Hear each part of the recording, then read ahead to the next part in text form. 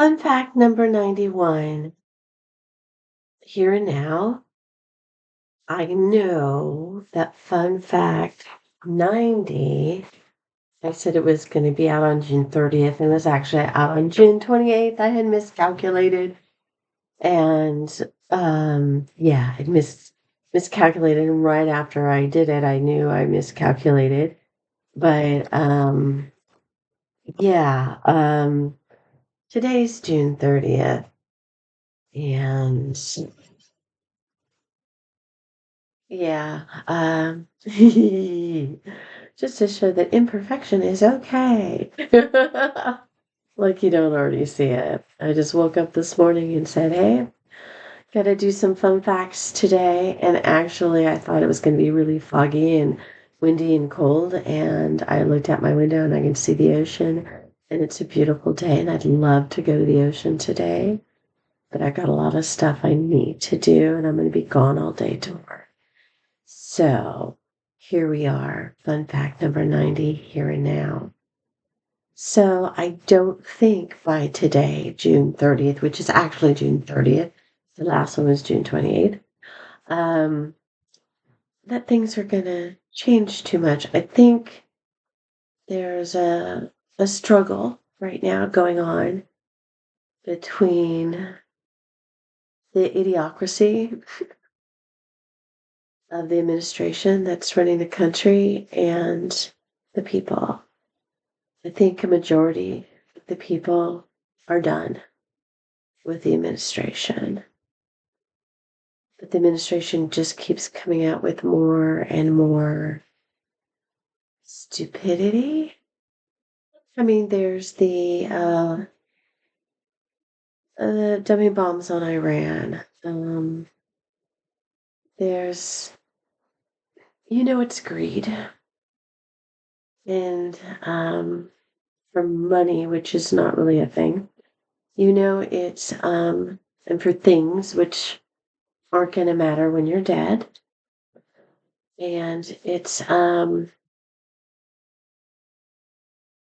greed for power, greed for resources, selfishness, greed for ideological standpoints, all of that, control.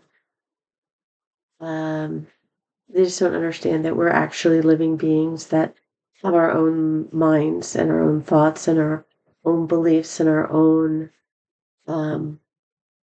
ideas of life and success and everything else. And so they think that we're just sheep to be controlled and to support them in their biddings and what they want. That's not the case. So there's a lot of that going on. And then there's the fact that I heard that there was another executive order signed, which is probably illegal. And the courts are too slow or they're biased sometimes, but and the courts are trying to fight back, but the administration is just ignoring them when they say, no, you can't do that. That when you turn 18 now, you'll have to go into military service or have enough money to go to college or get scholarships for college. You can't go straight to work. You probably can't go to a trade school. You'd probably have to prove that you're doing something when you're 18, not to avoid military service, when the commander-in-chief said he had bone spurs and couldn't serve. So I never served military service. If you're rich enough or you can manipulate something enough, like an x-ray, you can get out of doing something you don't want to do. And that's how they treat everybody else, like you're always lying, because they're always lying. You'll have to go into military service when you turn 18. Unless you're transgender, they don't want you, and they don't want women either. They want women pregnant, barefoot in the home, kind of like The Handmaid's Tale, and I haven't even read that, but I know that. I know that much. I know what's going on. I'm aware enough to know what's going on, and it's people are still dying, and it's June 30th. So that's upsetting. But on a personal note,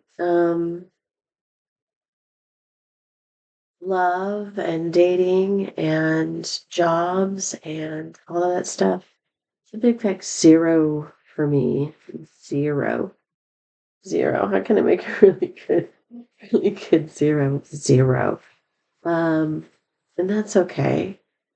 I'm still looking for jobs and I still have some money to pay for things, not a lot. Still no doctor. I looked into Medi-Cal, but I'm confused about how they're asking me how much am I going to make in the year that I'm applying for Medi-Cal, and I have no idea what the household income is going to be because both of us don't have jobs at the moment. And so the possibility is zero, but the possibility is also maybe I could possibly make $1,000 a month, which is nothing. If they do get a job, it'll be much more, but they're already on Medi-Cal, but I'm not. So I'm not really sure how to say what the very first question is, what's your annual income? And I have no idea. I can't even guess what it's going to be. So I'm a bit confused, but looking at it right now, the best possibility is I might make $1,500 a month. I'm applying for jobs, so I could get a job that's better than that. But right now I have this substitute paraprofessional thing, for the substitute aid thing. But school's not on right now, so I'm not substituting, so I'm making nothing now. And when I do work, it's really depending on the month and the holidays, because I only get paid when I work, and who calls out and who I can sub for, and if somebody doesn't else sign up for the sub job before me. So I've kind of figured it out. If I could even work 10 days a month, I can make somewhere between $1,000 and $1,400 maybe a month, depending on the job that I'm subbing for. So that's difficult. But if I can get a permanent position, then I can say, well, this is how much I'm supposed to be getting a month. But it doesn't mean that I'm going to be staying with that job. It's like, I don't know how to say annual income. So I am trying to apply for Medi-Cal, but it's just not happening yet. So there's that. I do need to look for a doctor, and I think I kind of have a place that I want to go. It seems like they have pretty good doctors, and I'd like to try them out, but I don't know if I have health insurance really. So I don't want to go until I can figure that out. I'm not getting any aid. I tried to get aid. I tried to look into disability aid, Social Security, everything. Unemployment denied me because I didn't work long enough. So that's a big zero. And then I am talking to some people online. Most of their names are Tony right now, which is really strange, but nothing's really happening, which is probably good because I've done some self-reflection from what a lot of my friends have been saying to me is like when they hear me sing or they see me dance or I read one of my stories, one of my short stories to them, or one of my poems, or I'm helping somebody with something. They always say, "You're so amazing, all the talent, the skills, the knowledge, and everything that you have. You're amazing. You're so talented. You're so good. You should get paid to do these things." And I give those things away for free usually. And but in order to survive, I'm probably gonna have to charge. But I'm also undervaluing my skills because a lot of the stuff that I do comes fairly naturally to me. It's easy for me, and it's hard for other people. And I don't seem to grasp that. And if I do, I kind of think, well, if it's easy for me and hard for them, I should help them and not charge them anything or not ask for anything in return. And because that to me is the gift of purpose in life. And I think I've been undervaluing myself. I think the 20 or so years I was married and devalued and diminished, there's that. But I think even in my childhood, I didn't value my skills and my talents um, as much as I should have.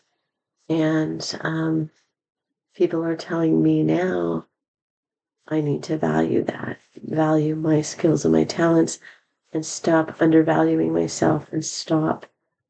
I said, I can't get a relationship. I can't get a decent job. I can't hold, there's no stability in my life.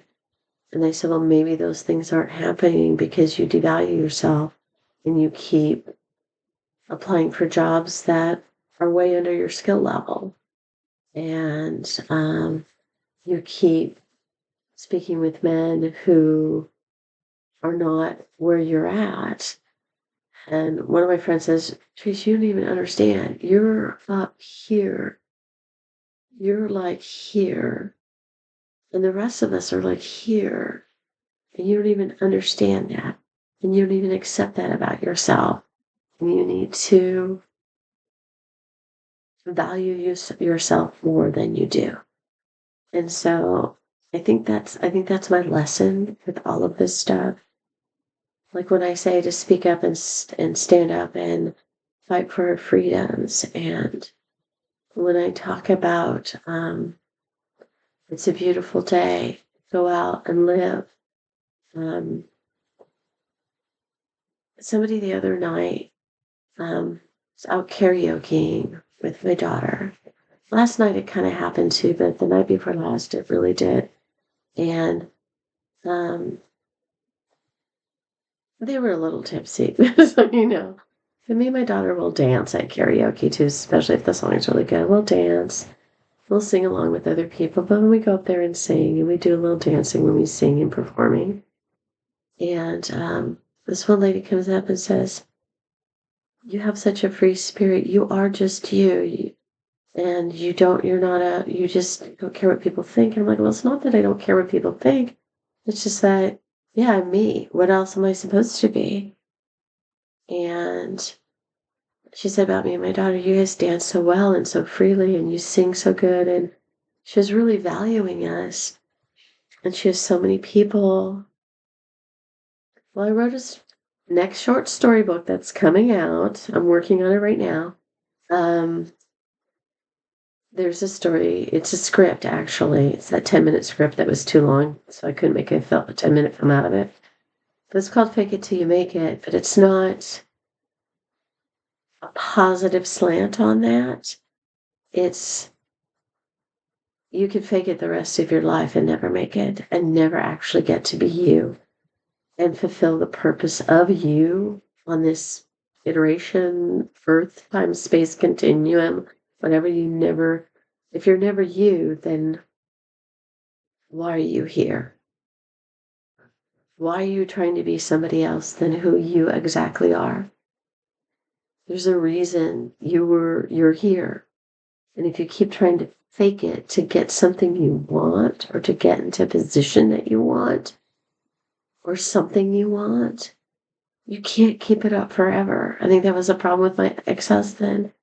I thought he was one person and he was working really hard to be that person, but he got tired of working so hard to be that person.